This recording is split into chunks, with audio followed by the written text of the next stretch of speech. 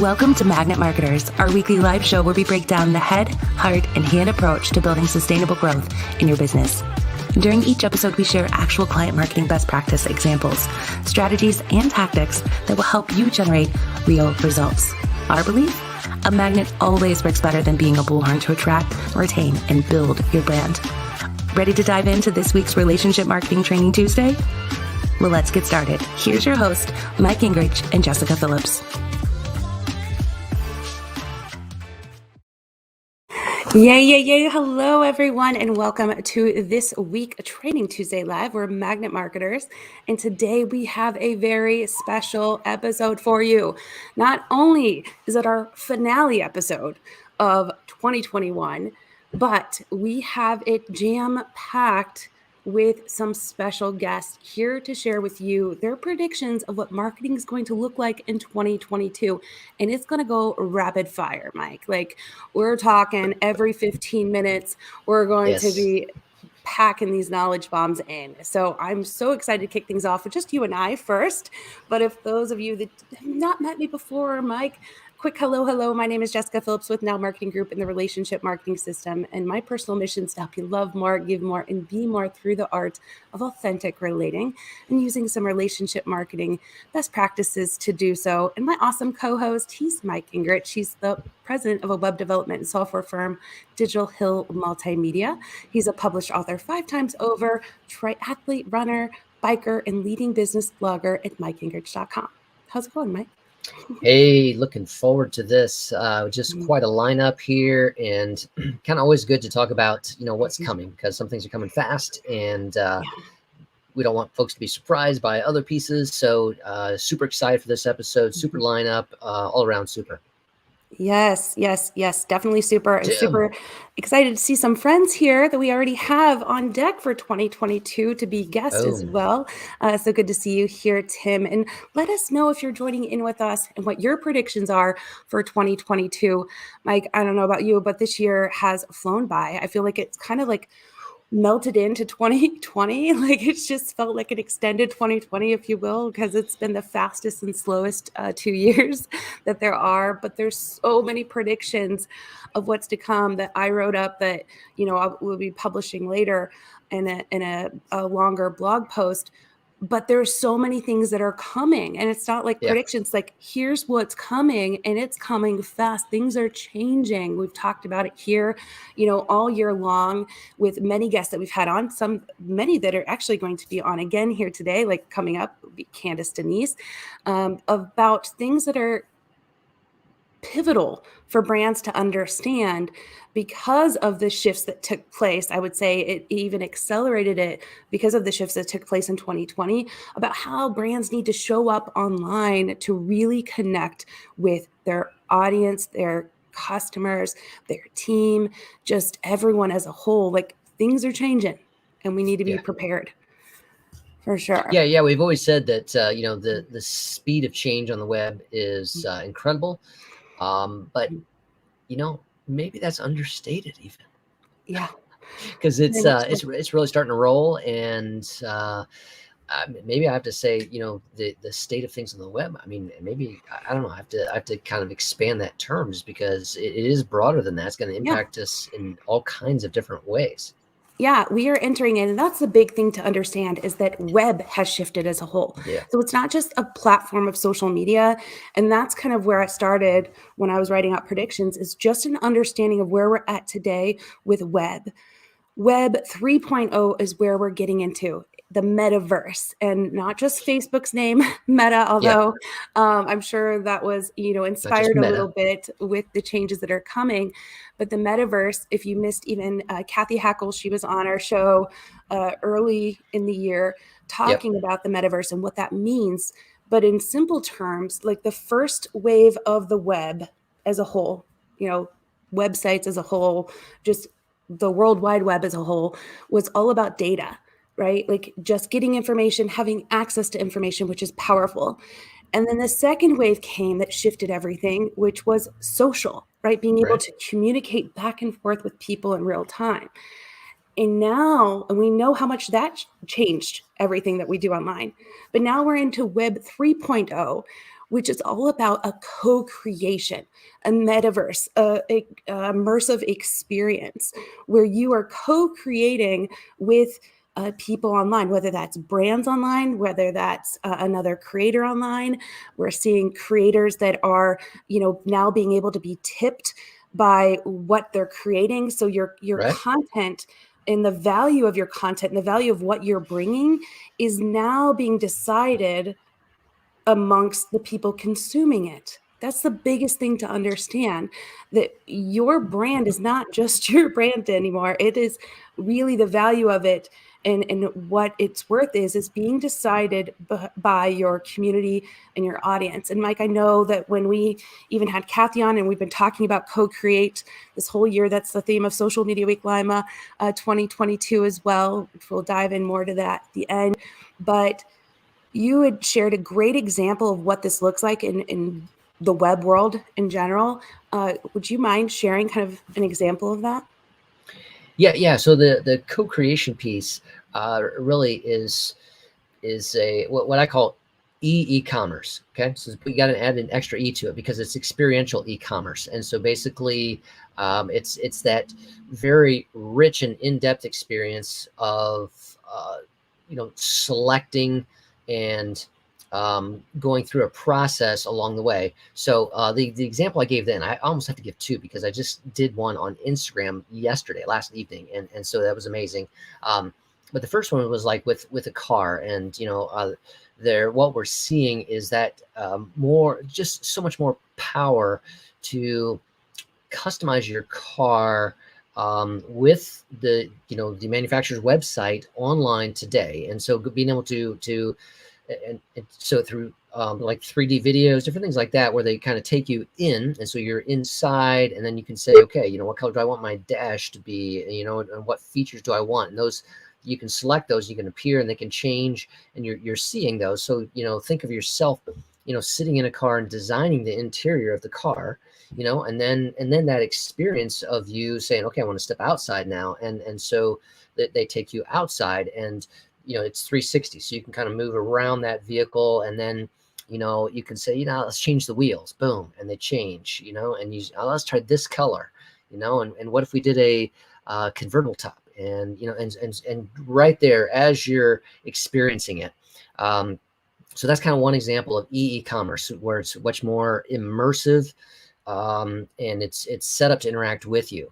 Now, my other one was just on Instagram last night, and it was with a wine subscription company. And so basically they could say, hey, what subscription do you want? Here's the different things like that, but they didn't. Okay, so they said, hey, we'd like to ask you a series of questions. And so that they asked me the first question, they were unique. It wasn't like do you like Italian, or do you like French? But it was more, okay, one of the questions was, are you more Skittles or M&Ms, or a mixture of both? Okay, it's like, okay, so it led me through a series of questions, and ultimately it did ask me what areas of the of the world am I interested in exploring wines from. That was one of the questions, but it led me on a series of fun, engaging, interactive questions. Well, I had no idea. Like, I was like, where's this going? When they were saying Skittles and M&Ms, and ultimately they came down with a number of wine selection choices to get me started, and the rationale behind those. Because you said this one here has these pieces, and so that was a much richer experience. I felt invested in, those 5 bottles of wine, just because I was like, this is me. I really need to try this because I've answered these It was questions, about and you, there it right? It is. was a Yeah. co-creation. It was not just about the wine, who made it, all of that. Granted, that's the product that you're getting, but that's it. That's a beautiful example because it's like it puts your audience, your customer, your consumer, however you want to describe them, in the driver's seat a bit with you, right? And you're like the co-pilot, if you will. The same kind of thing, like working on your website, no matter what brand you are. Like we've worked with, a dog company that, a breeder that you can answer questions about your household and your family, and they will tell you, here's the best kinds of dogs that would fit into your family really well. And that kind of quiz allows you to be, like you said, involved in that experience. You're committed, right? And you're co-creating. And it's a way of just showing that you care a lot. And I know we'll get into a lot of relationship marketing kind of best practices and things with Candace Denise. It's amazing here in a few minutes. But that's the mindset shift, right? That has to first happen, because this co-creation process is about how can we have a more immersive experience. And I love that you said, adding that extra, E on there, experience in the process overall.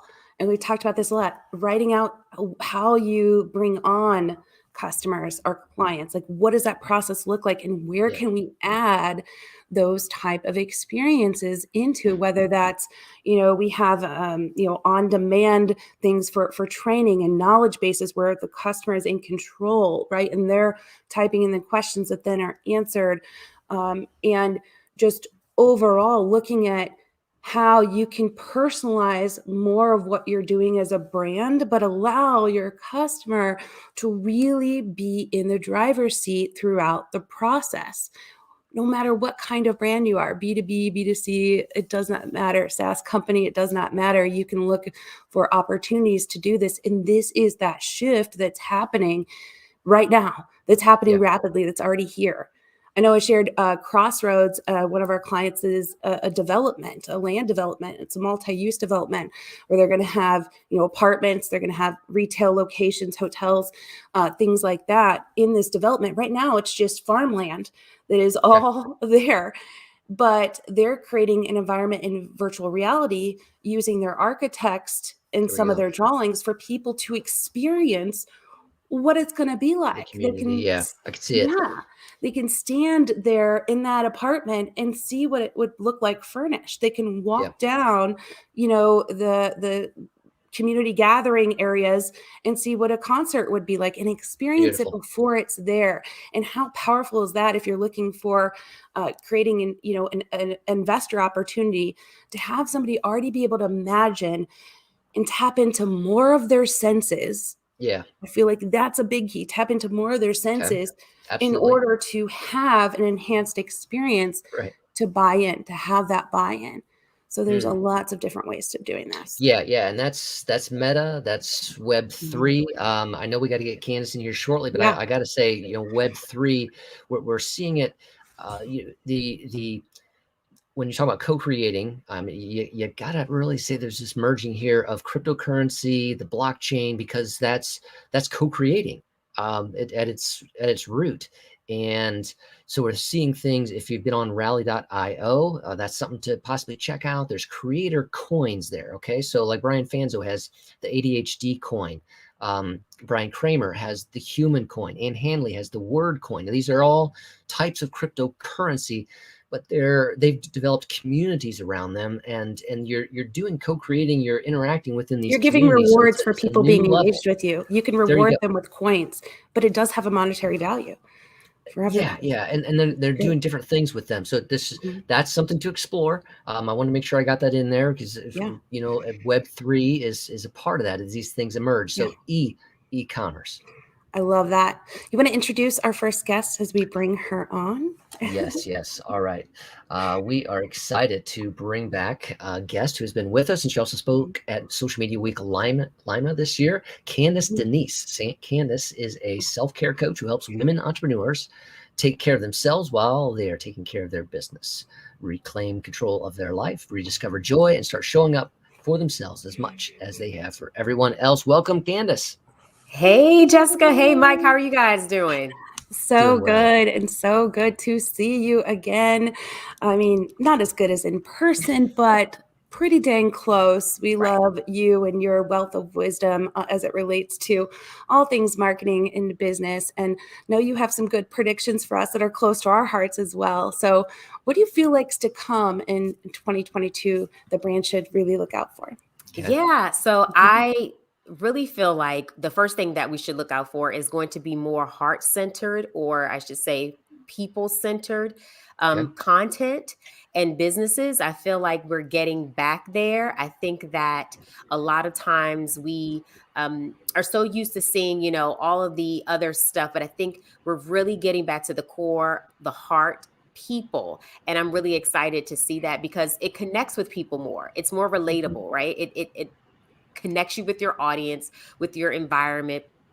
People see themselves in it. We're seeing it even in commercials. More and more commercials are showing diversity in their, in their family dynamics. And I don't even just mean in, race or ethnicity. I mean, and even in gender, and understanding and really being more inclusive. So I think we're going to start seeing more just of the heart-centered, people-centered, and really getting back to those types of things that's relatable, that people can honestly see themselves in it. So good. And you know what? I feel like we're also seeing the, not tolerating anything but real. Honestly, right before I got on here, it was like a group me that we have a chat with the team and people were like, hey, have you seen X brand's content recently? I feel like it's just like clickbaity and I don't even want to see it anymore.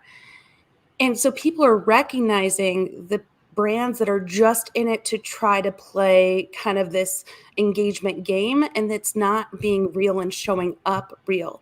Yeah. Because what's being put out, I've even seen a couple brands where what is being put out by a team member was actually like reflective then on the brand. There was an occasion where they were doing this brand was doing this contest, and one of the participants in the contest had created this creation that they were doing in this contest. I was trying not to say the brand's name, but I might have to say it in a minute. But anyway, the person that was hosting the contest, they were reflecting on the woman there's commenting on her breasts, being able to be seen through the top of her shirt.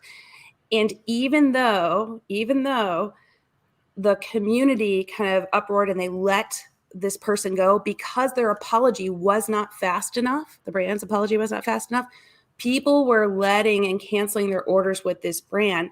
So it's a zero tolerance now, I feel, for brands that are one, phony, and two, aren't reactive in a true and honest way that this is who we are as a brand, kind of starting from that inside out. And they're just doing things because now the public sees it. Yep.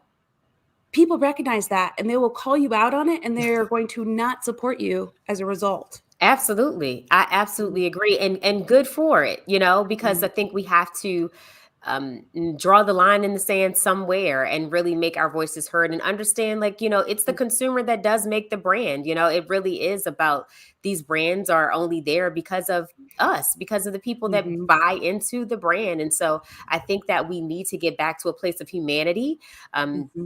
And just understanding a level of respect, and for where our world has been, and everything that we've gone through, everything that we're still going through. I think that we would be remiss if we tried to ignore creating things that felt very much so connected to heart, to people, to business, that doing it that way.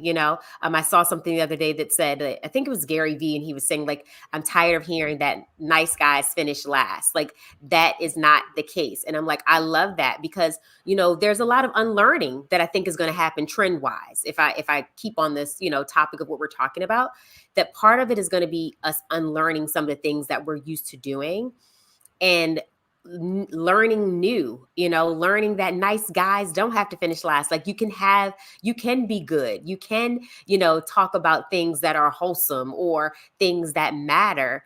And it doesn't mean that you're not going to get where you need to be, or your brand's not going to win. So I love that. Yeah.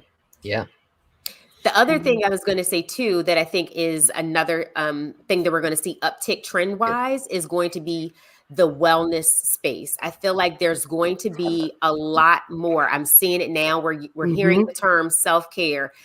We're hearing things like self-awareness. We're hearing things like self-love, well-being.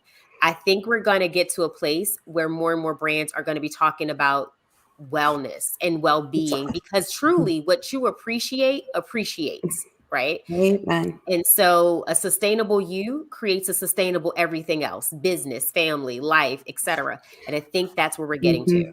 You just hit it. It's all related. So like what we say is like starting from the inside out. Like if your core of your brand is not right, and what I mean by your core, what you believe, how you show up, who you hire, how you treat people, and that starts with caring about their health, their mental health, their spiritual health, their physical health, the whole thing, the whole shebang. You're not going to have a good foundation to even build off of.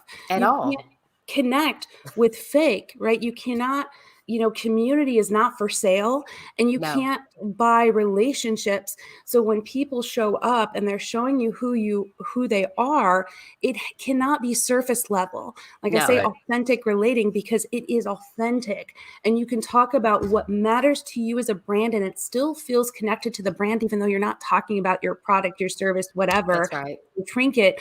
It's just how you're showing up. That's and it right. feels natural. It's the sense of belonging over buying, right? Like it's this connection point that people feel they know you on a more intimate level, and then they'll be loyal to you. They want to share you out. And it's not even just the people that are going to be your customer. It's the people that identify with you. Like I say, I am a huge Candace, fangirl, and she'll probably never be my client. I'll probably not be hers, but I will be a huge advocate for what she's doing because she's speaking the truth. Same with Mike. That's why we've been connected for so long. And brands, if they can just get this root level of understanding, and that's why the reason of how we staggered people out, the roots of the core of the understanding of the shift of human, like you said, human-centric, then everything else will make sense, and it won't feel as complicated because it's just you. It's how you're showing up. It's who you are. Yeah, I love that. I love that so much. And it really is about, the serving versus over the selling. We understand that sales has to happen. That's a real thing in business. I mean, it's we can't have business without sales, but it's about the priority. Where are you placing your priority? Is it about serving first and selling second? Because if you serve like you're supposed to, you don't even have to actually sell. Honestly, if you serve with a heart that and cares about people, then it will sell for you. You don't have to do all of these gimmicky or cringy, salesy types of things that so many people are. Yeah, exactly. Out with the gimmicks, out with the scarcity selling, get it before it's like all of that. If you don't do it now, you're going to miss out. And so now you're creating all this FOMO in people, and people are like, listen, the reality is do what you do well. And, understand that if you're doing it from a place of like, literally, we're creating this because we care about our people. So we also care about our talent. We care about our customers. We care about our consumers, but we also care about the team, the talent. There's a machine behind every brand that makes it happen. You know what I mean? And you guys are really great about that at Now Marketing. Like, you understand the machine it takes in order to make this happen. And so when you take care of your people, again, what you appreciate appreciates. So when you take care of your people, they will take care of you. When you take care of your consumers, they become mini brand ambassadors for you, right? They're the ones that are going out there spilling and singing from the rooftops that you're amazing. You should work with these people. You should be a part of them. It's the same thing. And so you're right, Jessica, like, you and I may not necessarily work together in that capacity, but I'm always going to be like, oh my gosh, you totally should be supporting Jessica. You totally should be supporting Mike. You totally should be supporting Now Marketing, because I understand we share alike minds and missions. And I love that. And to me, that means so much, because I think we need to have more of that. We need to have more of that. And I'm loving that this new era is coming into play. Like, people are getting on board and are like, you know what? I like being nice. I like doing things that feel good and feel like It feels value, good, that right? feel Like, good. yeah. Like, why? I don't want to be cringy. I don't want to be Mhm. that. I'm Yes. not that person. I'm Yes. not gonna run up in your DMs and be like, hey, buy from me. You know what I mean? Like, that's just not who I 3 hours am. left. 3 Yeah. hours left.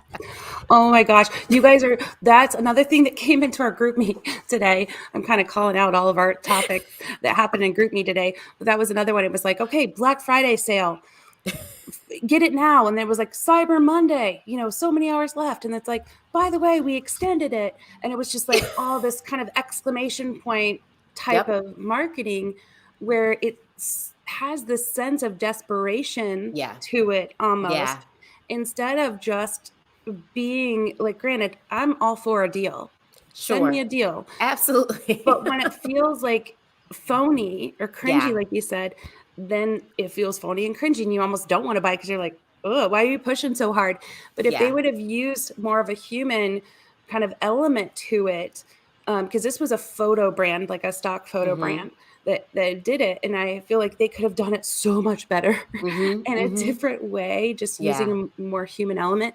But more and more brands, I feel like we're going to see this separation and this divide of the brands that I'm so glad more embracing, like relationship marketing mindset, but the ones that are still holding on to this desperate attempt of trying, like trickery, kind of blocking the exit, kind of phony feels, I it's love not good. it. Mhm. Blocking the exit. It reminds me of Mhm. like, I think um because what it says to people ultimately is that you don't see me. You just see my Mhm. dollars, right? You don't see Yeah. me. There are three Mhm. things that people want. People would like to be seen, valued, and heard. And so if you're Mm. not able to do that where your consumer feels like they're seen, they're valued, they're heard, then they're Mhm. like, you just want my I don't matter to you, right? I'm just Mhm. another dollar sign. And it becomes almost like those old furniture commercials like that are dated like in the 70s or 80s where they're like, buy now, we're closing out, you're gonna Mhm. miss out. And you're just like, that's not But that wait, there's more. exactly. Yeah. And then you also are fearful because you're like, are we really giving people what they need? Are Mhm. we just trying to sell something off of a shelf? Are we just trying to make the numbers? Or are we really trying Mhm. to make impact? Are we really Mhm. trying to make sure that we are giving people, we're matching up our, the product or the service with people who we really are trying to help? Because Mhm. now it's like, am I just trying to sell them or trying to help? Again, serve. And I know Mhm. for me as a business owner, I want to make impact. I want to feel good about what it is that I do. I want to feel like I add value. Mhm. Beautiful. And so that's a place I think so many people are starting to really shift to. So between wellness and really just being more relatable, I feel like those are going to be trends that we're going to see more of. Got it. Oh my gosh. So freaking good. Oh my God, I could Beautiful. talk to you Beautiful. like every day.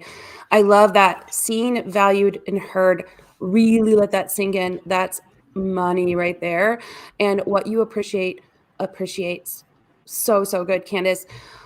Time flies fast when we have Candace on because it's so good. But Candace, before you pop out and our next guest pops in, where can people find you online? Yeah, absolutely. So I'm always hanging out on Instagram. So you can find me at Candace Denise on Instagram. And if not there, you can always go to my website, www.bycandicedenice.com, to find me anywhere else. Oh my gosh, you are amazing. We love you. Love you Definitely guys. going to have you back in Thank you. 2022. Thank you so much for your wisdom, your energy, and just how you show up. We hope that Thank you have a you. good Yes. rest of No, your day. thank you guys Thank so you, much. I Candace. continue to support you and have a healthy, happy, whole rest of the year. Oh, thank you. Wonderful. Thank you. Thank you. Beautiful. Bye, guys. By the Shout way, out to Baltimore. yes. All right, thanks. Before we introduce our next guest, Craig, if you're enjoying this and you want to hear all of the predictions, we're going to have a blog recap, the video in there, and some extras from people that aren't even going to be on here today, but their predictions. Make sure to type the word recap in the comments so you do not miss out. We'll have links to everybody that has been featured here, all of the predictions that you can then use to plan your strategy for next year. But all right, Mike, are you ready to introduce our next guest? Let's do it as you bring him in. Super pleased to have with us today Craig Severinsen. He's a business consultant that helps entrepreneurs grow their business and reclaim their life. He's on a personal mission to end entrepreneurial burnout and help every business owner live life to the fullest. Welcome, Craig. Hey, Mike, Jessica, how in the world am I supposed to follow that? I am just backstage nodding my head up and down. Candace, you nailed it. It's fantastic stuff.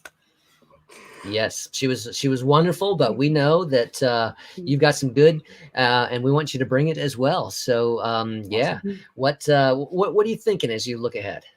Well, before we dive into that, actually, I wanted to what Candace was talking about. I love this idea of, there is no B2B, no B2C. It's all H to H, human to human, right? And it reminded me of my last corporate gig before I went full time in my own business. I was a fundraiser. And it was like my first week on the job, right? And there was a consultant. He was an older guy. He'd been fundraising his whole life. And he was suggesting that we partner up with other nonprofits in the area. And I remember it was just me and him in the room. And I was like, but if we help them, won't that hurt our donations? And he looked at me and I remember this. It's stuck with me. He said, that only is the case, Craig, if you believe there's a finite pie. So there's enough pie for everybody. It's infinite. We don't need to fight for our piece of the pie because there's enough for everyone. And that has just stuck with me and been a foundation for my business of like, there is no finite pie, guys. Like, support everyone around you and just like give, because it will come back to you in spades. There's enough pie for everybody. No scarcity mindset. And I want to give a huge shout out to the godfather of H to H, Brian Kramer, show friend. There it is. He has an amazing group on human to human, amazing book on it. And he really was one of the pioneers in talking about this human to human, just movement in general, and relationship marketing definitely aligns with that. So huge shout out to Brian Kramer for the H to H. So thank you for sharing that. Yeah, I love it. By the way, Craig. Well, cool. Looking forward to 2022. I think you're going to really resonate with what I've got to say, because I think it's right down your alley. Is I think what I'm seeing is relationship marketing is what we need to double down on. It's really like looking past, this is we're beyond transparency, right? It's no longer, transparency is a given. You need to be transparent. Now it's conversation. Now it's inclusion. And I love this idea, like you said, of co-create, right? And here's the thing that maybe if co-create sounds like, I don't know, overwhelming to you, the cool thing about it is that when you start involving your audience in the conversation, it's like putting your business on easy mode. Your marketing gets easier, your sales get easier. It's just so much simpler because the pressure's not on you anymore, right? So there's really, when it comes to content and marketing, how do we double down on relationships? There's three things that I'm really seeing. Number one is make sure you're creating value. And that's one of those buzzwords we throw out a lot. Okay. So I wanted to find what I would consider value. And that is anything, value is created in taking action. So education, inspiring, getting people to make a decision and take action, whether that's buying from you or whether it's just internally making a commitment to do something, providing value by inspiring action, right? The second thing is have conversations, right? Use your content, your social media, your marketing to actually engage and listen to what your audience is saying. And that's where that easy mode comes in, right? Because if you're having an actual conversation, you don't have to guess what it is they want because they're going to tell you. You don't have to guess where your goals and their goals align because it's all just part of the conversation. And then the third thing is you got to be different. We put a lot of, I think, pressure on being everywhere. And my philosophy is be in the places your audience are, do less, right? But do it differently. Be aggressively you is the hashtag I use a lot. Be aggressively you, because that's the easy. Again, we're putting your business on easy mode, right? Yeah. Have no conversations and just be you. There it is. Mic drop, right? So I want to give some practical examples of this, of things that we worked with clients too, because you are so spot on. And I feel like we're going through the layers of this. So Candace is talking about being at the center, who you are, right? And Craig, you're really about knowing who you're showing up for and doing so in a way that is just authentic as well. And if it sounds too good to be true, Craig said easy mode, Candace said happy, joyful, effortless. It really is. I promise you, it takes a minute to kind of get into this rhythm of kind of forgetting what you thought about business. And we're just here to sell and, got to show up with this kind of copy in this way. but it does work. And so here's some practical examples of co-creating in a way, adding more value, getting conversations in, and really building this good rapport with your community to where they want to show up more for you. Is like one thing we've done with a client is creating their own app, to where like we're doing it for Social Media Week Lima. We're getting ready to launch this week, end of this week, beginning of next week, the relationship marketing mentor, where people can get the videos on demand, for Social Media Week Lima. They can get live streams of this show and our Every Now and Then, on demand and get alerts for that. They can sign up and get trainings specifically to train their in-house social media account managers, so they know, how to really effectively manage their accounts, as well as have a community to ask questions to. Right. So it's delivering, taking all the stuff, because you may be as a brand taking and creating all this material, but it's harder for people to find and create or connect to and use. Another thing is like creating a client portal where it doesn't have, they don't have 10 places to log into to make it easy on us or make it easy on them. There we go. Things like that are just adding more value, thinking about how can we make things easier for our community to connect with us. And then, like you said, listening to them, whether that's a survey or creating content that we're asking for feedback. But when you can ask for feedback and then get user-generated content where they're taking maybe a photo of their experience, or you're creating this environment where they want to, share and create part of that, then that is on easy mode, because now you're sharing real people doing real things in real time. And what better to really highlight a brand or have somebody sell your brand than somebody that's already using it and active with it. So smart.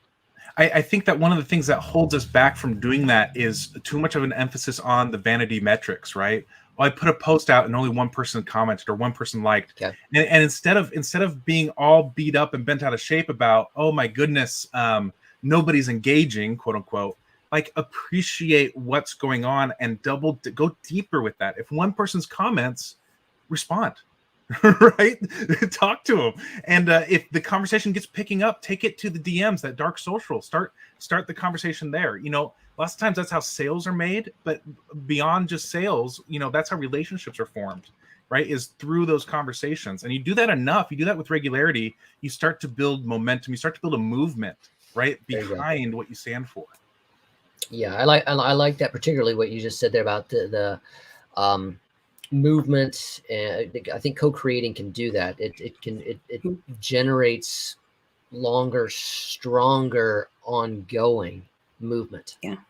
Yeah, totally. And there's a real need, I think, in our just innately as humans for community. And going back to 2022 predictions, we had a huge swing because of COVID to all these lockdown and digital. I was trying to combine virtual and digital into one word there. It almost came out. It almost sounded dirty, guys. A digital presence.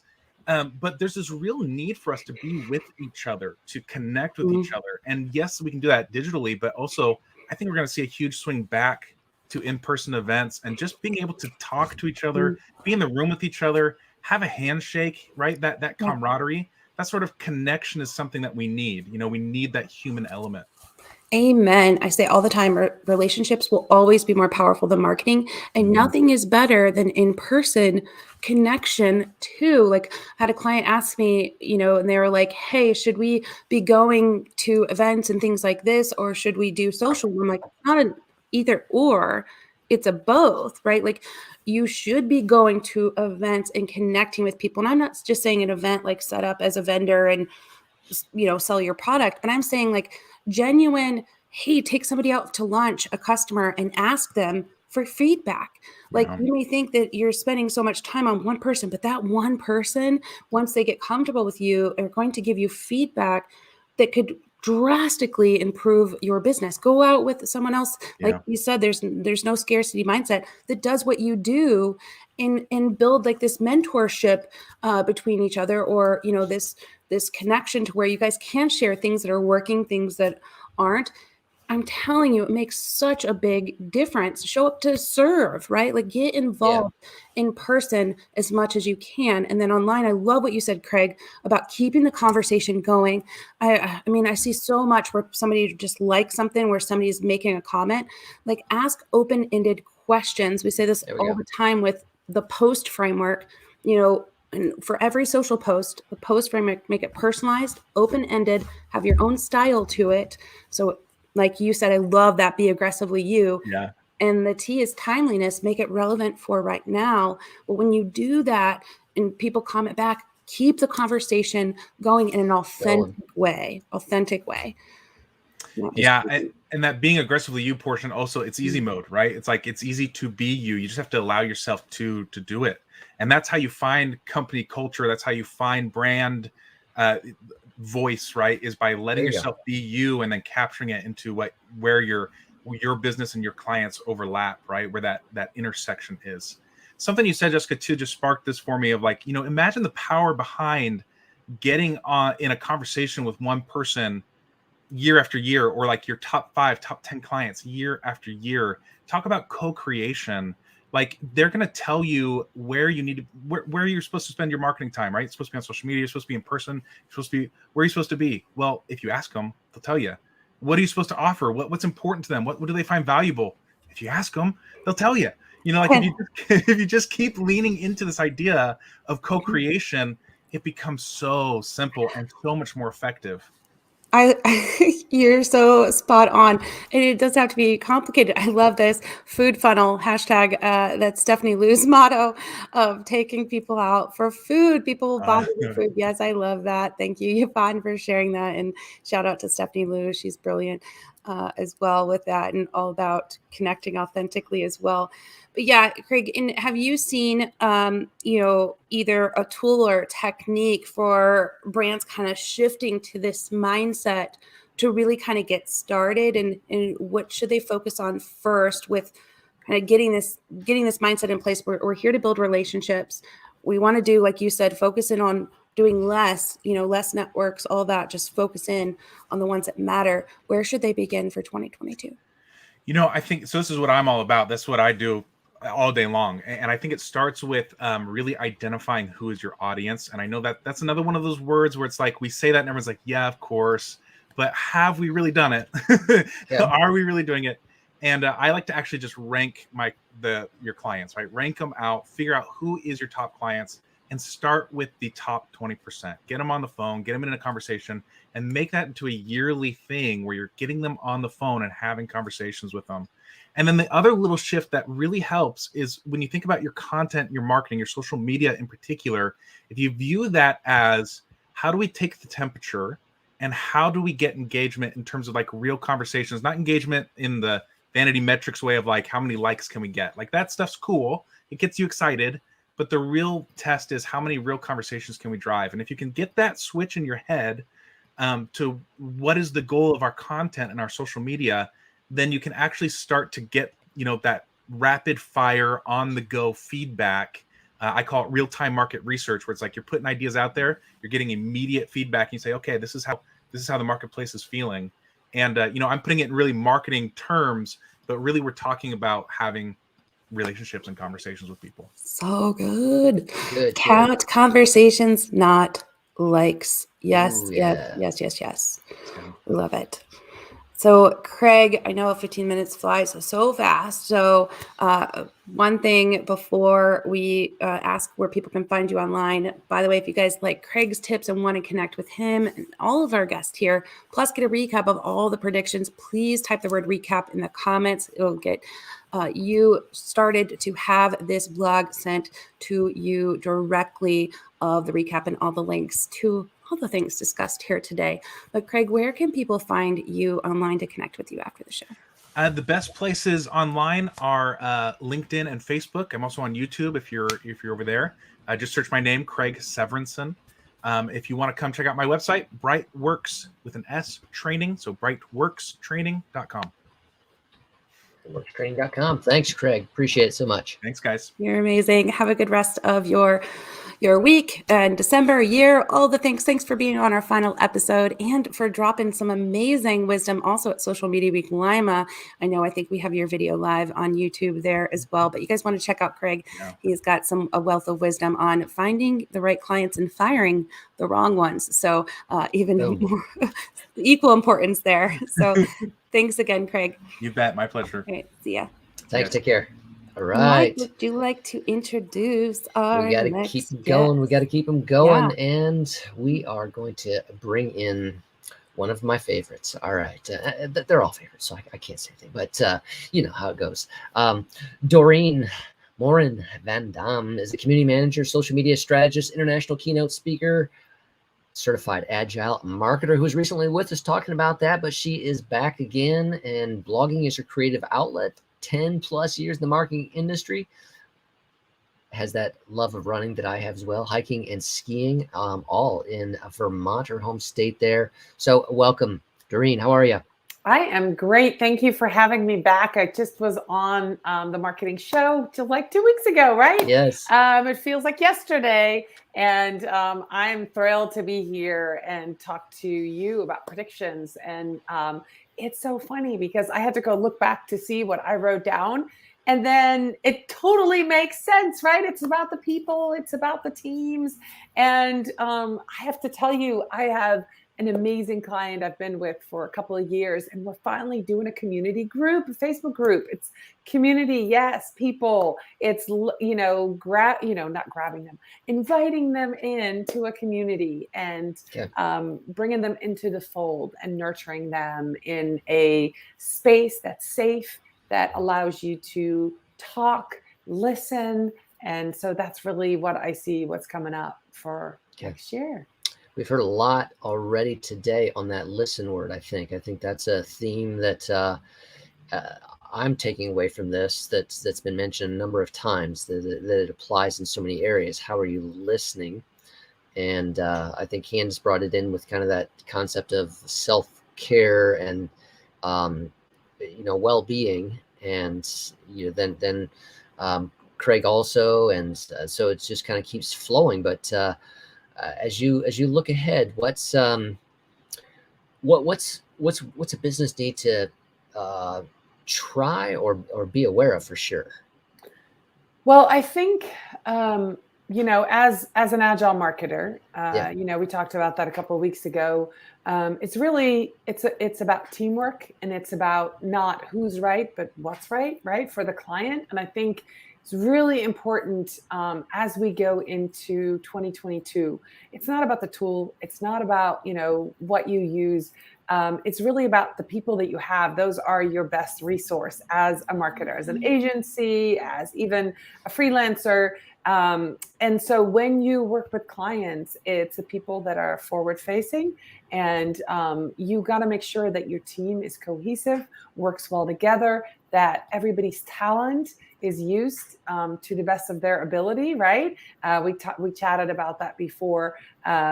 So I think as a business owner, if you can be from the top down, be agile, be willing to have that agile mindset, be willing to have an open mind on really listening to not just the client, right? But also to your team, because when you sit back and you listen to your team, some of them will come up with some incredible ideas and suggestions.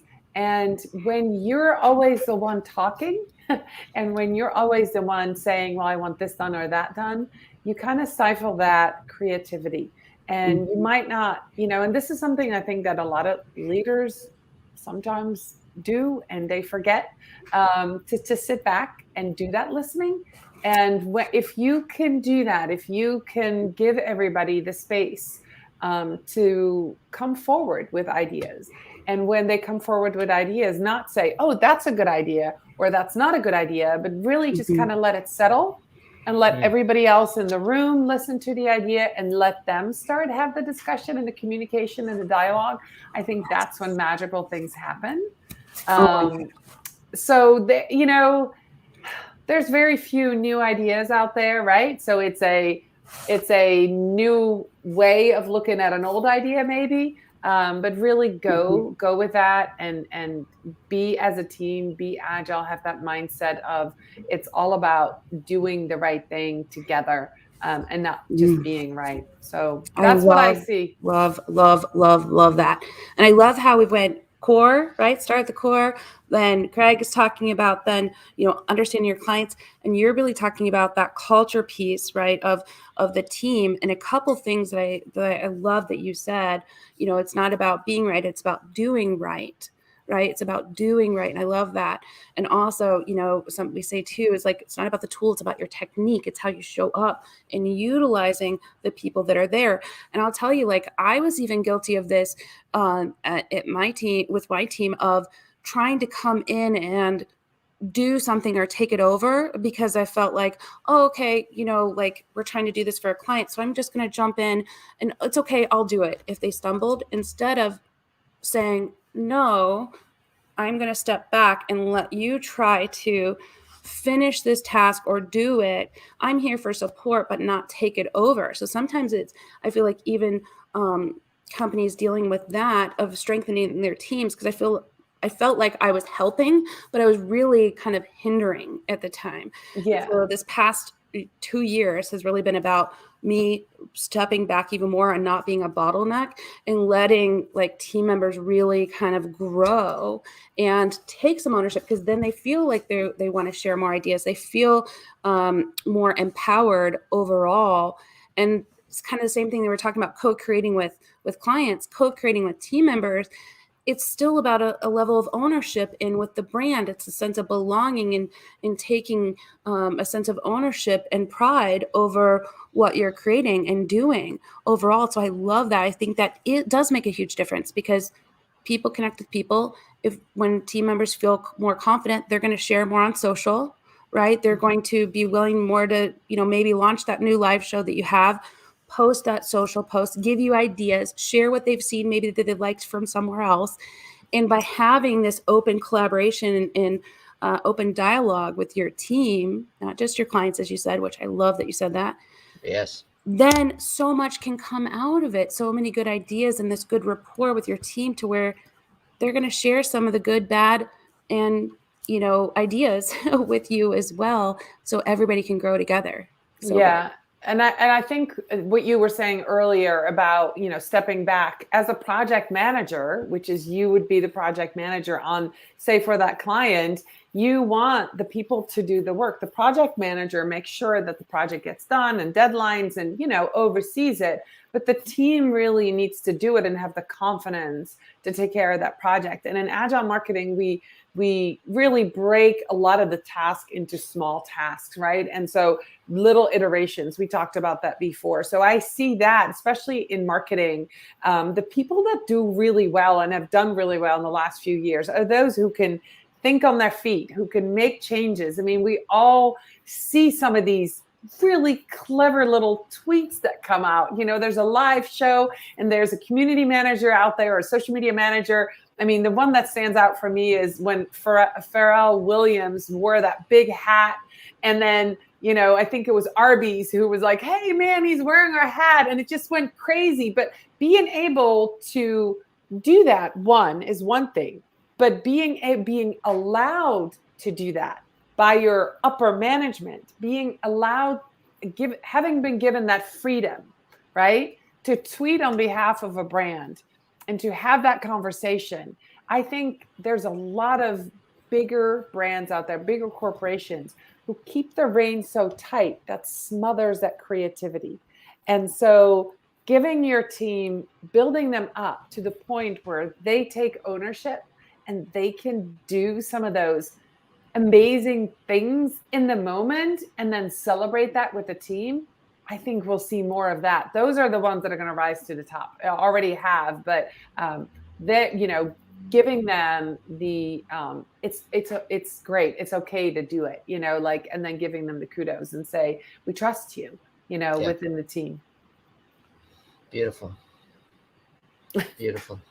No, I think that, and Jessica, I liked what you said there as you kind of summarized. Candace was saying she was kind of starting it from the inside, and then Craig took it to the to the outside, the clients, and now Doreen's kind of bringing it within the team there and the culture. So you said culture on that word there. And, I think that agile marketing, really, I mean, that's about co-creating right there, isn't it? I mean, if that isn't the definition, is to pull it together. So Right. that's beautiful to kind of weave those things, the themes together here we're seeing today. Right. And the other part of agile, like, comes from the software community and the software Yes. development, right? So it's all about getting better, getting faster, getting more efficient, but also having a better product. And I I think was just going to say, for anybody that didn't watch the episode with you, could you We got to drop explain that link in here. agile? We'll definitely drop the link in here. But could you explain agile for anybody that? Sure. Agile has been around for about 15, well, no, for a lot longer, but in the marketing sphere, about 10, 15 years. And so, and right now, a lot of agile marketing is used in bigger teams, right? So bigger corporations. And what I'm trying to do is bring it to even people alone that have maybe a team of 1 or 2 or 3, and you can still be agile. But the idea is that in the software development area, where you write a program and you change little things and it becomes faster and better. And when you work in a team, you need to be able to make those changes. So you meet every day. Instead of getting really far in the weeds on a project, maybe, you work on it for 3 or 4 days and then you're like, oops, there was a mistake on day 1. The whole idea about being agile is that you meet every day and you answer those 3 questions with your team. What did I do yesterday? What am I going to do today? And where am I stuck? And where can my team help? And so being really agile and having those little changes as you go every day, but really doing that check-in is really what an agile team is all about. And even when you are a freelancer or when you are a small agency, you can have those check-ins, and you should much more often with your clients too. Like, we all know, so, we've all had that experience where, that clients gives us a project, I want this flyer done. And, you send it out to a graphic designer and it comes back and the client's like, that's not what I wanted. So instead of doing that, being an agile team would say, hey, client, we got your project. Here's the project manager. Here are 3 concepts. Which one should we go with? And then they go with concept number 1. Then they go a day and they go, okay, these are the colors we chose. Do you like this? And you involve them in that whole iterative process of creating that flyer. It's a little bit more work maybe to involve a client, but really in the end, you get a better product, and you might end up getting a much happier client, but you're also going to have a happy team member who didn't create all this content that's not going to be used, because we've all been there. I've been there before. So Absolutely. That's kind of how you use agile in marketing. And agile is used in HR, in operations, in a lot of different places. But within marketing and a marketing team, it would involve getting the copywriter and the graphic designer and the social media manager and the community manager, getting everybody together and just having that 10-minute check-in every day. Where can I help you? I love that. And one thing I really like about just the agile mindset and how it begins is that there's one person, not everybody's going to know more about the client, but there's one person that's really just the advocate for the client. They get to know the brand at its core so they can speak on behalf of that client too. And when you get to this sense of creating this good rapport and this client relationship, a true relationship, that's what clients want. They want somebody, as we talked, to Candace and Craig, we're hearing this theme here, people that understand them, that hear them and make them feel seen, heard, and understood is what we keep hearing. And by having that check and balances there, not only are the clients going to feel that way, but your team too, because you're going to be able to give better direction. So they're not, like you said, creating all this work, spending all this time for something that's going to get rejected. And then what is that feeling like? Of course, we want to change things and make the client happy. But when you get something that you spent time and hard work on and it's rejected and you're like, well, nobody told me that, right? If a team member is doing that, I didn't know, right? That's usually kind of what you hear back from that feedback. Then it just creates that little bit of friction resistance. to working on a project with a client. And in all reality, it could just be solved if there's just some level of understanding there, taking your time, breaking it apart with people's skills, like you said, tapping into your team.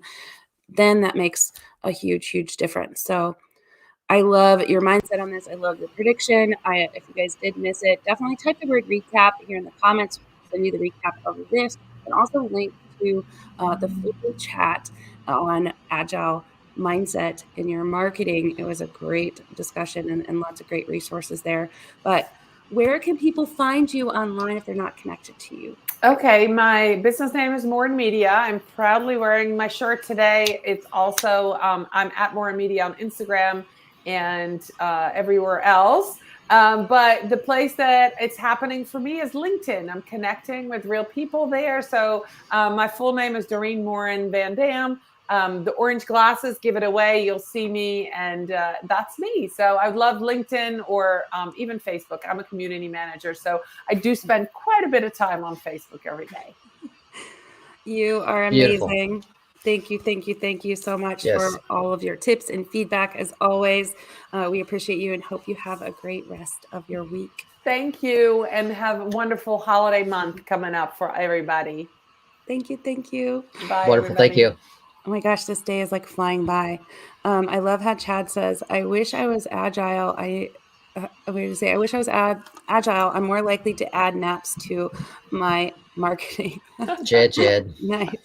If you guys want more Chad jokes, stick around because he's going to be coming up as our final guest. But thank you again, Doreen, for your time. Yep. All right, Mike, you want to introduce our next guest? All right. Yes. Coming in hot is Yvonne Hyman. She's not only the leading ClickUp YouTuber, but also a highly valued consultant to its developers, as well as a passionate business efficiency consultant and mindset, a coach to live streamers, social media managers, YouTubers, and coaches herself.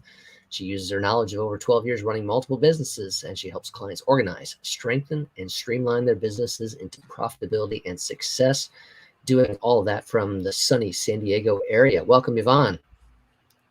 It is a little bit cold here today, but it's San Diego, right? We don't even have snow. How can you not happy?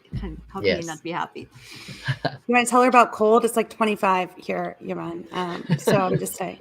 She's like, I'm out. The moment the gauge hits like 72, I'm pulling out my down jacket. I am definitely acclimated to San Diego temperatures by now. There you go. I love it. And I love seeing you. You're getting your pilot's license, it looks like, as well, which is super cool. I love that. I love it. So I could talk to you about that all day, but we'll save that for another conversation. But what are your predictions for businesses, brands, what they should be prepared for marketing in 2022? So I love watching all of them, from Cadence to Greg to Joanne. You can already see the theme here. It definitely is personal connection. And when it comes to marketing, the thing that I had mentioned was going away from push to pull marketing. It's all going to be about drawing people in. And Cadence and Crack really have covered a lot of that already there, where it's human to human, where you're building those relationships, where you're really listening. Now, I loved how Dorian actually took this within the team. Yes. And I would like to completely piggyback on that, because Cadence and Craig took care of the marketing piece so amazingly. All right. Especially with the years we just have behind us, finally survived, life is going normal again. We have seen in a lot of companies where people are like, I'm not dealing with this anymore. I'm not dealing with the long hours. I'm not dealing with the stress. They want to live their life now. They don't want to be in the office. They want to spend time with their family. And so your behind the scenes push versus pull is just as much as the front. So take care of your team. Ask them how they want to advance. Give them the 4-day week. We have the numbers that actually showcase that 4-day weeks are more productive than a full-on week. Give them the 401k. Give them a chance to educate themselves. Even if you are just a small marketer and you might just have a team of 1 or 2, you might not be able to do the 401k and take care of them that way because they're just contractors. But even if you just have contractors that are coming in, I just talked with my VA that I love to pieces, where I'm like, okay, what else do you want to learn? Where do you want to be better? What do you have fun doing with? And we are literally laying out a continued education plan for her for things she wants to dive deeper in. She is like, okay, and it comes to my advantage too. My focus is switching more to LinkedIn in 2022. And she's like, yep, I'm in with LinkedIn. I'm like, okay, where's Julie Fox? Does she have any courses, anything? Where can I get you in there? I have enough knowledge to pay attention to it. You want to learn it? Perfect. Here you go. How can I support you with doing that? Instagram, where's Jen Herman? Here you go. So it's giving our team the resources to be the best they can be, because ball and chain is not going to work anymore. There is enough work rewarding them to do so, right? Like, yes. I came across, I actually do not know who posted that. It just popped up in my feed yesterday in LinkedIn, where somebody was talking about one of his best employees left. He wasn't too happy about it, but he's like, you know what? I get it. I totally get it. He checked in after a few months, and that new position didn't work out how she thought it would work out. Guess what happened? She is now back at the company, and both of them are happy. So take this pull, take this taking care, take this building those personal connections, not just from the public, but also internally. We're all just humans. Oh, so good. So many things you said. First of all, I know not everybody can do the 4-day week, with retail, whatever, that changes. We've been doing almost all year, except for first quarter, where Fridays we end at noon. And it's been great. Like, people have appreciated it. It's been, we haven't seen a decline, and we're honestly like a increase, right, in productivity. And also, like, the rewarding for education, like, that's something we've done quite a bit. And now it's like, hey, you get bucket list points, because we do kind of this tool that is kind of internal, kind of shout outs kind of thing. But then also you get points for different core values that you're exuberating, whatever. And you can trade it in for an experience or a gift card or whatever you want. But for learning, they could take a book or take a course or do something. And by doing that, not only are you, like you said, getting the benefit as the employer, but so are they. How much better do we all feel when we've learned a new skill, when we've completed something, when we did something just for us, right? Instead of investing in all these other areas, because often people are working so much, they have their outside world where they're taking care of other people, things, pets, whatever. And you often don't get that time for yourself to actually do those kinds of things. And that goes back to the self-care that Candace was talking about, and investing in yourself, but also the team, like that Doreen was talking about, and what you're talking about as well, like really just changing the mindset of the operations, right? That's kind of what we're talking about. Like, rethink how you're structuring how the machine itself, right? You can change things. You have permission to do so, and it could be beneficial, because just as customers talk about what their experience is like, team members are going to talk as well. Right. And that's going to be how you're drawing people in. And there's been a huge rise in many companies fighting for employees. What do we call it? The Great Resignation. Because nobody is going to put up with the BS anymore. You don't have to. And you made a really good point on the example of the 4-day week. You don't have to do it all right away. So what we did is we have, as we know, I'm a ClickUp fan.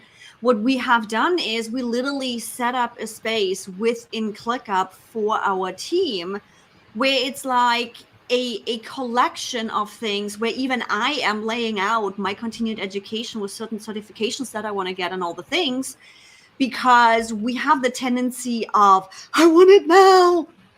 Don't get me wrong. It's like I have a list of 10 certifications, and then I'm like, how am I going to cramp this in my week? This is not possible.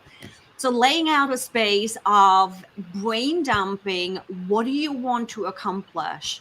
Then taking the time and really making a plan out of it, where it either way comes down to, okay, let's look at the schedule. As Jessica mentioned, I'm doing my pilot license. We are planning on getting this done within 6 months, to thankfully hoping getting a scholarship for that.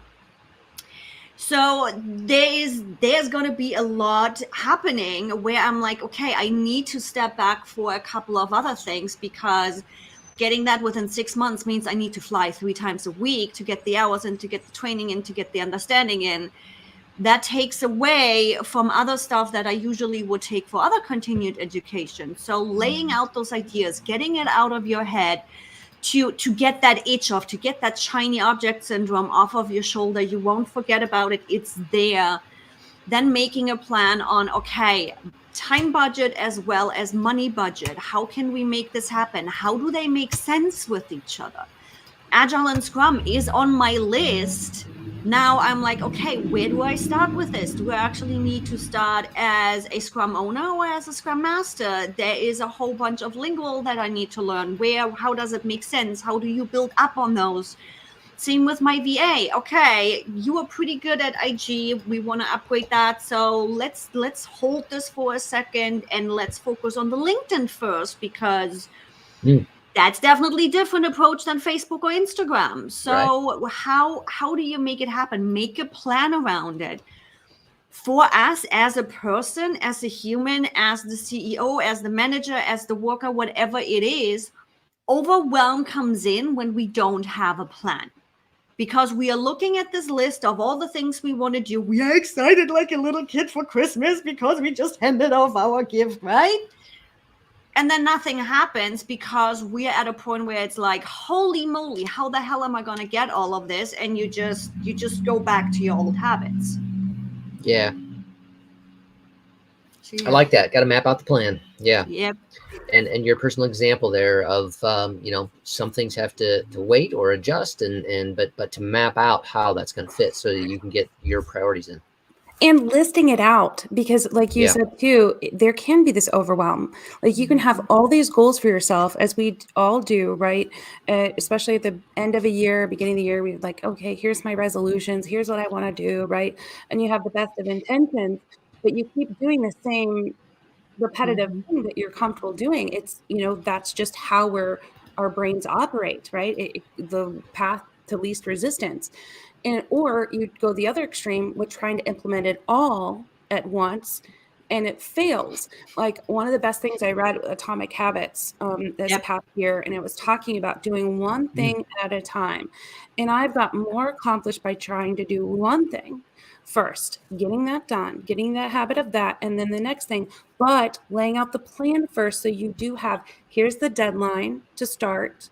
Everybody communicate it, communicating it across the board, and then getting that part done, and then moving on to your next goal, right? Like that makes a huge difference. And honestly, I felt like I was going to be slower this year by doing it that way instead of trying to do all the things, but we've been way more successful in actually getting the things completed and it becoming part of the daily routine. Like, who would have thought I would actually start going to bed before 1 a.m.?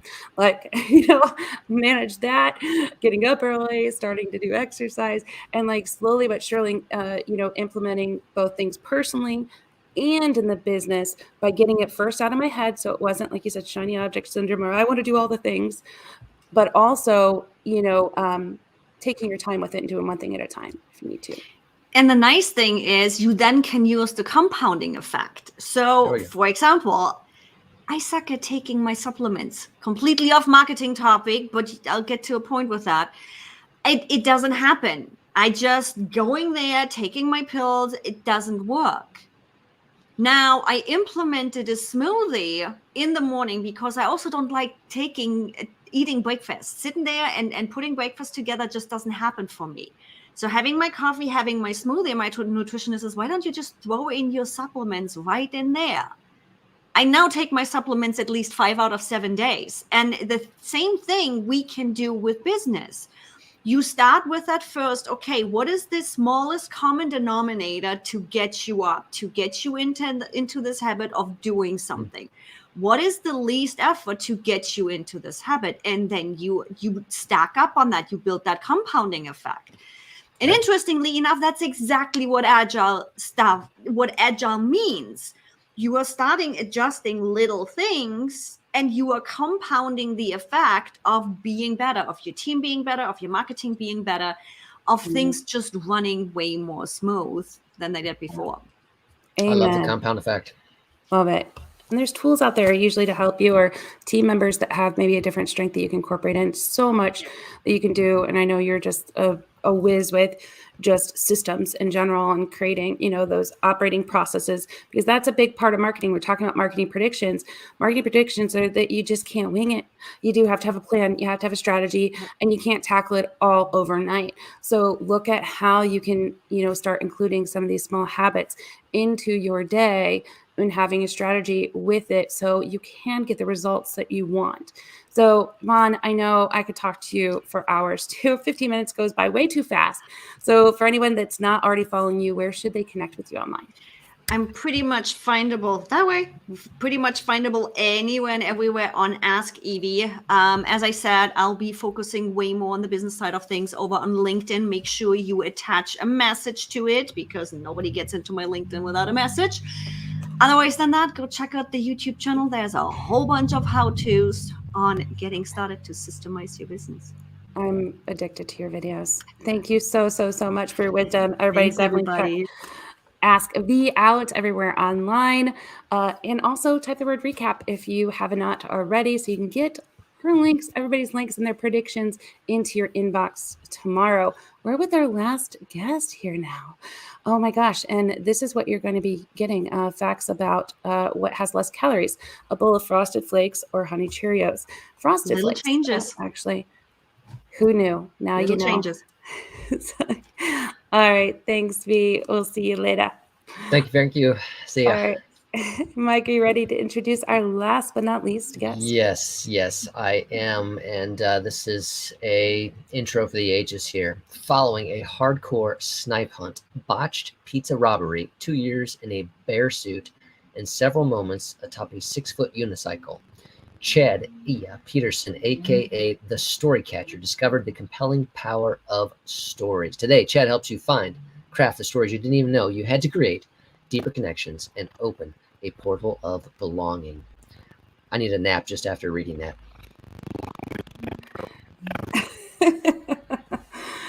Oh, Chad. How's it going, my friend?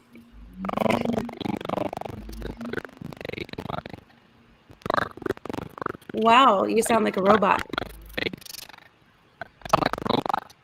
Yeah, is it just me? Mike, can you hear him? Definitely robotic, man. I thought that was part of the snipe hunt for a second. Yeah. It sounded like, what's that character? Push Chewbacca? like 5 more buttons and see if that corrects it. Now you're silent. Mike, hello. There we go. There we go. There Now we go. It was the 5th button. I knew it. That's what it is. It's always the 5th button. I was trying a new connection, but I, hadn't heard how you would hear it. So there you go. All right. It's all right. We're in business now. And so we are talking about predictions for 2022. What do you think is to come with marketing in 2022? Oh my goodness. We do these every year. Are we ever really right? Are we really right? I don't know. It depends. Actually, yes. I look back. Yes. That's because you're all about relationships, and I don't think that's ever going to change. There we go. Right? So guess what? I think it will be in 2022 as well. I think people are getting it now, but it's more than just relationships. Honestly, I was writing a thing that I think you would appreciate for wave.video predictions just in video. And I really feel like we're definitely seeing a shift as it relates to video, that you have a big part in, not just the relationships, but it's the way kind of we're delivering the way to achieve the relationships. Which one thing with video is I feel that people are going to be producing more shows with a production style quality, and more of an edutainment as they show up, to kind of make it stand out, where we were with live video just kind of like, it's live, it's raw, organic, whatever, which we still are having that, where I can say, hey, Luan, good to see you. It's a guy I graduated with high school with, spoken word, and he's amazing. Everybody should check him out. We can have moments like that, but also have it produced well to where people want to tune in. They can have, like you do a great job of this, Chad, in our Every Now and Then show, where there's fun elements that are coming up, and it's almost like game show kind of edutainment in between the segments, right? Like I feel like that's growing, as well as video social selling, where we're now seeing stores that are being able to sell live, right, with their clothing, and using a lot of video components to build a better rapport overall. No, I agree completely. Think about it. What do we binge, right? We either binge ridiculous stuff on TikTok, or we binge highly produced shows on Netflix or Apple TV or whatever that tell a story and that suck you in because for some reason you connect with it. So, and everything in the middle just gets like washed away. So it's interesting. And those things are on like completely different ends of the spectrum, right? The TikTok stuff are not well produced. They're done on the fly, or they're a dance challenge or whatever it is, quick. And then the other, high production value. So I think the live component, we're seeing like creators get paid now for that. Like I see on TikTok, now where people are doing, tarot cards, they're doing, comedy shows, whether that's Twitch, TikTok, now Facebook and Twitter, now Twitter for Professionals. So if you want to go to your settings, check to see if you have Twitter for Professionals, you can turn your page to that and then accept tips, and you can connect to Cash App and Venmo and all these things. Same thing with these other channels where now people are paying creators, whether they're talking about a video game, doing your future forecast of your life, or just talking, about something educational. Like you could use it in your business, or see how you can use it in your business in order to have another revenue stream, but also to build that community like we're talking about. Yeah. One of the things I'm definitely interested to see is how this whole metaverse thing plays into the next year or two of marketing, as we put on goggles. Like we haven't already shut the world out enough by just sticking our head in our phones all day. Let's put face masks on so we can completely eliminate any chance of seeing sunlight, and see how that works out for us as a human race. So it'll be interesting to see how marketers. I want to see how people will respond. Yeah. Versus in the comments, right, and just making a comment back to something, to feeling like you can see them. Because if you've done virtual VR, virtual reality, or even augmented reality, type in the comments like, how real does it feel, right? Like, how real does it feel? You get so immersed in that. And I feel that hopefully it's not that we're gravitating more to a virtual digital environment and less human. Hopefully it brings a more human element to what we're already doing digitally. Meaning if I'm seeing you and Mike communicating and I'm, experiencing it there, I'm going to have more of an empathy for what you're saying. I want to listen more because I feel more connected to you than just in the chat, right? If I'm seeing a brand video talking about, adoption or whatever, I'm going to feel more connected to that message. Hopefully, that's the hope that we're hoping for. We're even using virtual reality to do trainings on, Mr. Manhole tool on how to replace the teeth and how to get the equipment set up, and using it in that regard to build a better connection of something that we would need to do anyway, but now they can do it in an environment that allows them to feel more connected and understand kind of that topic matter faster. Sure. I think one of the other things I think you'll start to see too is if you've gone into these little virtual realms or these virtual places, will be the ability for them to customize, personalize ads that you see within the fake world. So, you're on a road trip with your buddy in this virtual car. So instead of seeing billboards on the highway here in your hometown, you see them in this digital world. And they'll be customized. There'll be messages that are relevant to you. What will be interesting is if you're doing that with someone and you pass the same place, will they see the same ad? Will you be able to discuss it, or will they get one that is targeted to them through the goggles that they're seeing? Minority Report. Exactly. One of my biggest fears is, when you're walking around someplace busy and someone's on their phone and you run into them. Can you imagine if they all have goggles on their head? That's just, I have concerns. I don't think they should be using the goggles in that way. Well, I don't think there's a lot of things we should be using the way we use them, but we do, because I think, sadly, the world has developed a very look at me, self-centered, it's all about me kind of mentality. And my hope is that as marketers, that because we have such an influence and ability to reach people, that we'll be able to get a message out that changes that thought process. I think there's, as things move forward, that we need to take better care of the mantle, in a sense, is kind of placed on our shoulders. Yep. We're given access to people in ways that other people aren't given access to people. And if we make it about money, then we're just going to continue to make this world go down this self-centered, stuck in my own world kind divide. Of thing. And so, I've seen with did you see the Social Network, by the way? Or Social Dilemma, excuse me. Yeah. Mike, did absolutely. you see that too? Yeah. Oh yeah, because we talked about it on here. But that's the engineers and the team talked about that as well, having this responsibility of how we're showing up. So if we are learning these tools and ways of connecting, using psychology, of course, but also, trying to build rapport, that we do it. What I'm hearing you say, Chad, is that we all do it with some integrity and knowing that it's not just all about being online too. Promote kind of some of that unconnect to connect kind of thing as well. Yeah, I talk to my nieces and nephews, and they're younger. And of course they have their moments where they like their especially the really young ones, they like their phones and the distraction. But some of the teenagers I see put their phones down a little bit more often. It's like I posted the other day, I started seeing a lot more like mustaches, and I thought, great, that's coming back.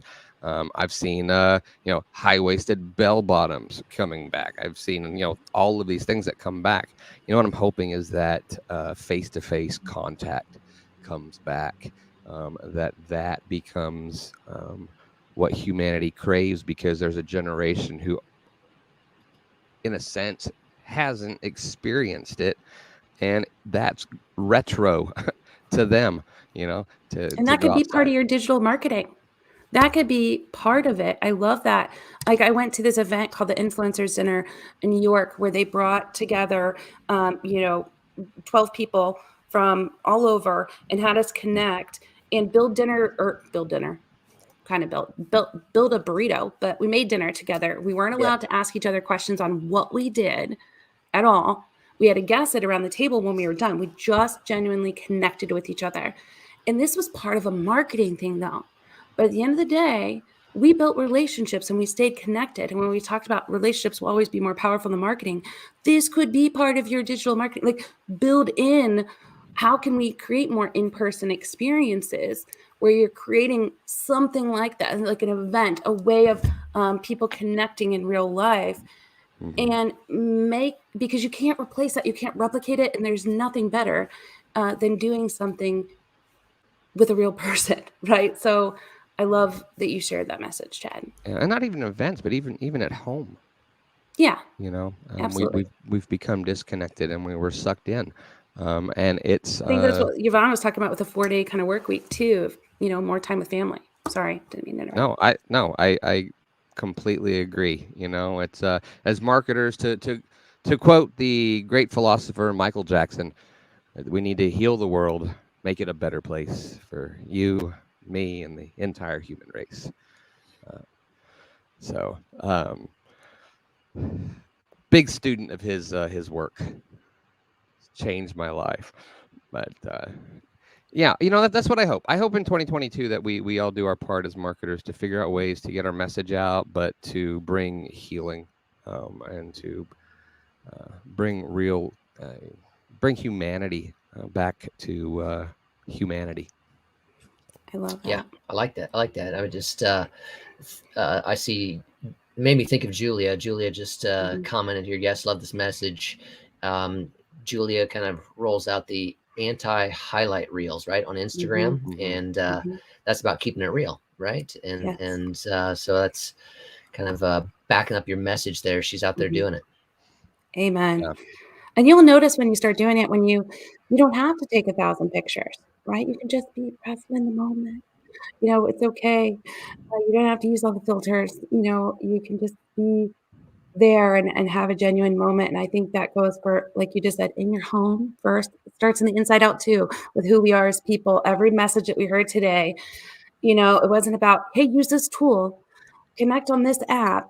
Although we'll share some of the predictions with some of the apps and things in the blog recap, but it truly does start at the core of who we are as individuals, core of who you are as a brand, how you're showing up truest to those around you and those that you care for, and being genuine and authentic, and really doing some check-ins on how does this make us feel? Like, does it feel good to do it? Do we feel good about what we're doing? And what is the response back? How are we serving and helping others? I love Troy was on last week and he said, if I can't help you, I'm not going to hurt you, though. Like meaning, even if he couldn't sell to you, he's not going to do any wrong to you either. And I loved that message as well. And everything that was shared here today. Man, 15 minutes goes by fast. Hey, there's just something that you did say, and I know there's the time thing here, but you said about not having to take 1,000 pictures. And if you think about it, if you think about right now in your head, and you think of 1 or 2 pictures, photos that you remember a memory of, my guess is most people our age and older, maybe a little younger, are going to remember an actual photo that was taken. When we didn't have the ability to take thousands of photos, we were a little more picky with the things that we took pictures of. And to me, that's an interesting thing. There's kids that have more photos on their their camera roll on their phone than most older adults have in photo albums from all the years that they gathered memories. And I guarantee you that those people can tell you, oh, that was in this photo album, here it is, and they can turn right to it. Less is more. It's interesting that you brought that up. I don't know, it just popped in my head. Random thoughts. It's how my brain works.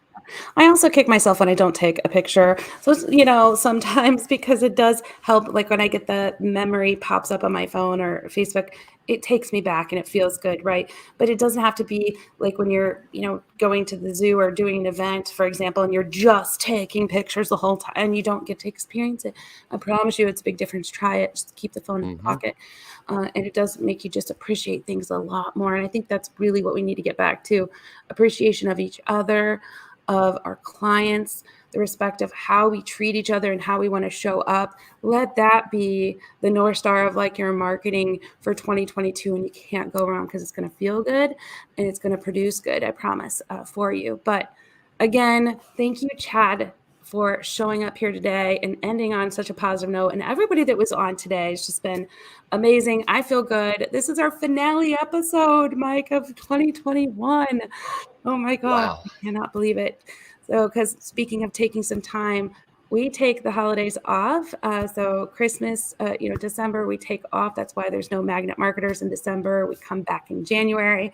I also have the team take off the second half of December so they can make memories with their family, because that's really, truly what it's about. The people, the relationships in our lives, the things that you can't replace, right? So, Chad, before we let you go, where can people find you online if they want to learn more? You know what? I commented earlier in the comments. So click my name, send me a message. You know, if you want to connect with me on LinkedIn, that's great. We'll never get to know each other because I'm really just not there. I'm old. I'm a Facebook guy, and I like it because I can just be me, and you can just be you, and we can get to know each other. Love it. As who we really are. So hit me there. Love it, love it, love it. Thank you again, Chad. Thank all of you for joining in with us. Again, type the word recap. We'll make sure the blog recap gets into your inbox, or you can visit us at nowmarketinggroup.com/blog, and we will have the recap of this up for you tomorrow. We're wishing all of you just happy holidays wherever you're joining in from, as well as an invite to join us back next year in January as we kick back off Magnet Marketers for our 9th season. Is it 9? 9? Did we figure that out ever? I don't know. Yes, that sounds amazing. Hey, Mike, Chad, happy Hanukkah, everyone, and Yes. Merry Christmas. Merry Christmas. Mike, any last Thanks for being finishing with us, thoughts Chad. before we close out? Amazing time, amazing people, and I think that's what I want to take away. You know, amazing people collaborating together and finding ways to do that more and more. So yeah, thanks to everyone and the Now team for all their production behind the scenes that makes this happen. Just been a wonderful year. Happy holidays, everyone. Yeah, happy holidays, Lisa. Thank you so much for your shout out. And Joe, he shared a shout out last week saying he was thankful for just the free content that we provide. We've heard lots of that feedback from all you guys. Thank you so much for that. That means a lot to us. And as Mike said, to the team members that especially Julia and Jacqueline do the comments, Julia that helps with the blog post, could not do any of this without all of you. And we're here to continue providing value to you. So we'll be back here next year. If there's a topic that you want us to cover, make sure to let us know. We'll make sure to cover it for you. Until then, enjoy the rest of your 2021, everyone. And we'll see you back here next year. Bye-bye. See ya.